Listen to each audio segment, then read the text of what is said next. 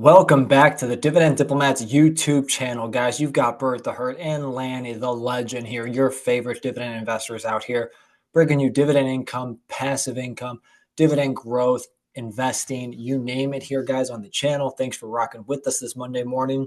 Today's video is all about recapping the three monster dividend ETFs on how they performed this year. We'll look at stock price performance, dividend growth, as well as how does the current dividend yield look like? Smash that subscribe button, everyone. Give this video a thumbs up. We are so excited to enter 2025, and we're going to hit this year with force. We're going to keep releasing the 5 videos. We're going to keep putting out shorts. We are going to bring you more content to help everybody grow your assets, build your income, and reach financial freedom. Love the sound of that, guys. It's all about reaching financial freedom, and that is what these three dividend ETFs could do for you, guys.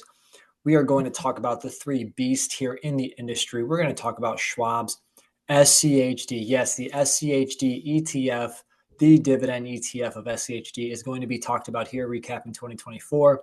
We're going to talk about Vanguard's high dividend yield ETF. You know, my favorite, the one I've been buying for 4.5 years every single week in VYM.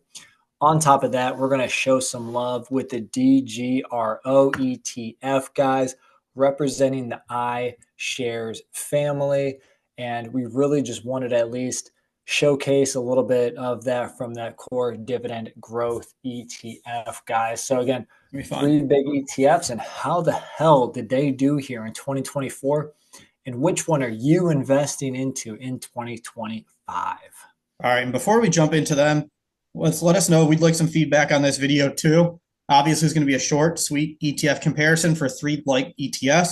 These aren't the only three ETFs. There are plenty of other ones out there. There's what, JEP-I, JEP-B, JEP-Q. You can put all of these together into classes. If you want us to start doing some quick ETF comps and give our thoughts on a little bundles, let us know. We'd love to start putting those type of videos together if you think they'd be helpful. Absolutely, guys. All right, so we're going to dive in. Let's start off with the big banger of SCHD. I know there's going to be a lot of SCHD lovers. Let us know in the comments if you're buying SCHD. Bert, let me see your hand go up for that one.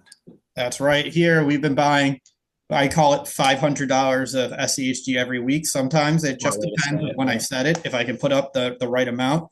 Some weeks it's 17, some weeks it's 18. Lately it's been closer to 19 shares. So we're making some growth here on the SCHD front. But you're like, if I can post bail.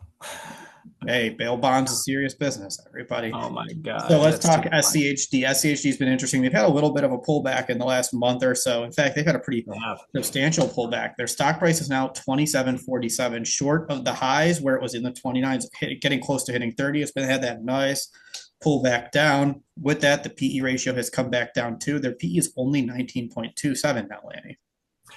Yeah, and now keep in mind, guys, SCHD did have a 3-for-1 stock split earlier in the year. So everything we talk about is stock split adjusted because they are too lazy on their website to adjust that dividend distribution. So yeah, Seeking Alpha does. Seeking Alpha has it. They have dividend, adjusted dividend.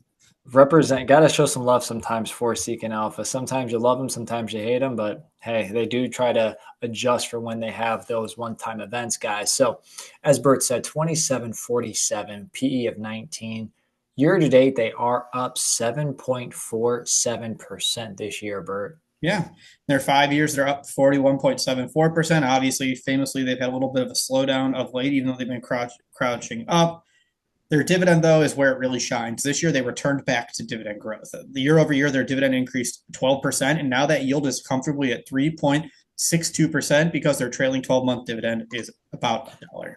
Yeah, how about that, guys? Yielding well over 3.5, now over 3.6%. So if you're buying SCHD right now, I could definitely see why you are gobbling up this stock, guys. So that's SCHD, solid, up positively, dividend growth over double digits again year over year, and currently yielding 3.6%. So solid SCHD ETF.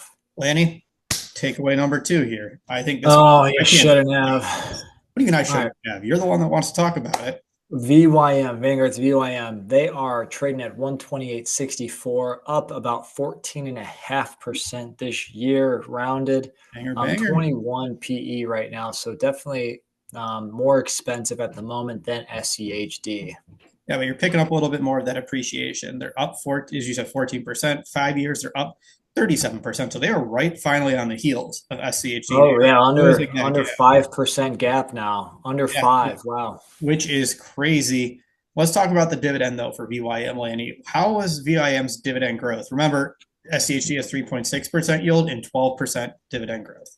Yeah, this is where it got very frustrating for me as a VYM investor. Typically, it's always between that 6 to 8%, but this year they almost threw up a complete goose egg, barely nudged positive, about 0.47% on the All right. dividend growth. Yeah, this was a disappointing end to the year for VYM. It's going to be Yeah, important to see how they rebound here in Q1. That's going to be what it's about for VYM. yeah, very excited to see what Q1 is really going to bring to the table, guys. So, and the yield is only 2.72% right now.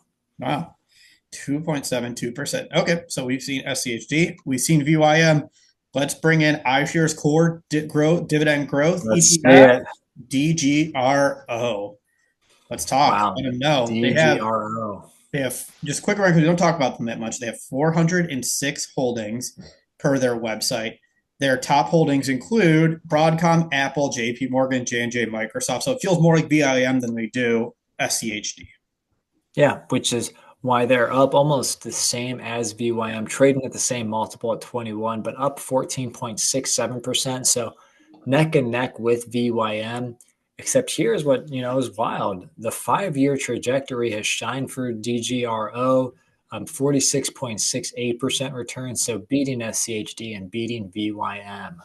Yeah, got to shout out some love here, especially, they have the lower yield, the 2.24% yield, the 5-year dividend growth rate compared to last year. So lower yield, lower dividend growth, but where they're picking it up is on the appreciation front. So for all those people that are commenting, when we talk about VYM and SHD, you should consider DGRO metric by metric. I can easily see why a lot of people flock to iShares for this one. For those that own DGRO, you might want to look at VIG and the Vanguard family to maybe be a little bit more of a comparison there. Yeah, because it has that lower yield. So that's a good call too. Yep. So guys, those were the 3 big dividend ETFs. Which one do you own in 2024? Which one are you buying in 2025? Everyone, if you haven't already, subscribe to the channel. Give this video a thumbs up. Remember, you're either with us or you're against us, Jack. That was Bert the Herd and Lanny from the Dividend Diplomats. Over and out.